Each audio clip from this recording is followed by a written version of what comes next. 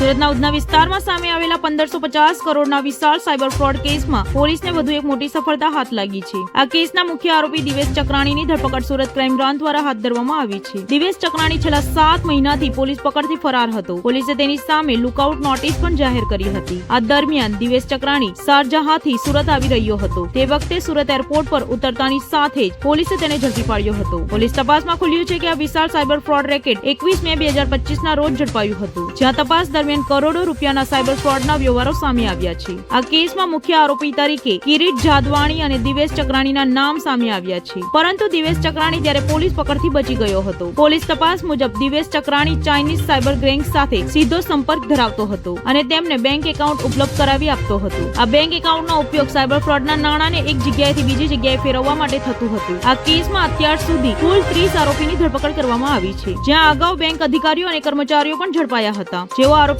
સાથે મળીને બેંક એકાઉન્ટનો દુરુપયોગ થવા દેતા હતા। ઝડપાયેલો આરોપી દિવેશ ચક્રાણી ટેક્સટાઇલ વ્યવસાય સાથે સંકળાયેલો હોવાનું પોલીસ તપાસમાં સામે આવ્યું છે। હાલ દિવેશ ચક્રાણીની પૂછપરછ હાથ ધરવામાં આવી છે અને તેની પાસેથી સાયબર ફ્રોડના અન્ય સાગરિકો નાણાં ક્યાં ક્યાં ટ્રાન્સફર થયા છે તથા ચાઇનીઝ ગેંગ સાથેના સંપર્ક અંગે વધુ મહત્વપૂર્ણ ખુલાસા થવાની સંભાવના છે। પોલીસે સ્પષ્ટ જણાવ્યું છે કે આટલા મોટા સાયબર ફ્રોડ કેસમાં જોડાયેલા તમામ આરોપીઓ સામે કાયદેસરની કડક કાર્યવાહી કરવામાં આવશે।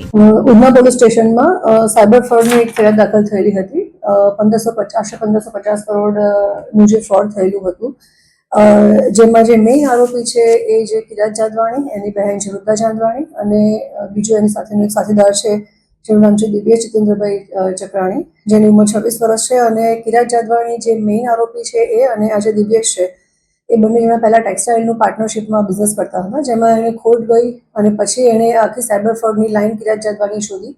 એની સાથે ઓલરેડી ટેક્સટાઇલના ધંધામાં પાર્ટનરમાં જે દિવ્યેશ જીતેન્દ્ર ચક્રાણી છે એ અને એની બહેન વૃંદા જાદવાણી, ત્રણેય જણાએ મળી અને એકાઉન્ટ ખોલાવવા, જે એકાઉન્ટ ખોલાવવા માટે થઈ અને જે વ્યક્તિ પોતાના એકાઉન્ટ્સના ડિટેલ્સ કેવાયસી આપે છે અને કરંટ એકાઉન્ટ ખોલવા માટેની જે આખી પ્રોસિજર છે એમાં બેંક તમામ ખાતાધારકોના બેંકના ડોક્યુમેન્ટ્સ લઈ બેંકની સાથે ટાઈઅપ કરી અને કરંટ એકાઉન્ટ ખોલાવવા માટે થઈ અને આખું એક જે સેટઅપ ઊભું કરવાનું હોય છે દુકાનનું, શોપનું, એ આખું ખોટું ઊભું કરવું, જેના કારણે થઈ અને બેંકવાળા સાથે પણ એ લોકોનું ટાઈપ હતું। અને આ ગુના સંદર્ભમાં જેમાં બેંકના જે કર્મચારી છે એ પણ ત્યાં આવે, જેણે આનું ખાતું ખોલાવવાનું છે ધારક પોતે પણ આવે છે અને આ જે આરોપી છે દિવ્યેશ જીતેન્દ્ર ચક્રાણી એ પોતે પણ ત્યાં જાય છે। એટલે બેંક અને ખાતાધારકો વચ્ચે એ પોતે એક ટાઈપની રોલ એને પ્લે કર્યો છે,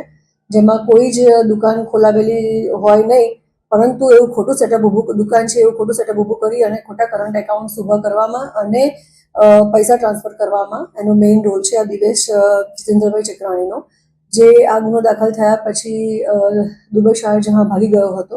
એના વિરુદ્ધમાં લુકઆઉટ નોટિસ જાહેર થયેલી હતી અને ગઈકાલે એ જ્યારે સુરત એરપોર્ટ ઉપર ઉતર્યો ત્યારે લુકઆઉટ નોટિસના આધારે અમે એને એરેસ્ટ કર્યો છે અને આગળની ઇન્વેસ્ટિગેશન અમારું અને પ્રાઇમરી એનું ઇન્ટ્રોગેશન અત્યારે અમારું ચાલી રહ્યું છે।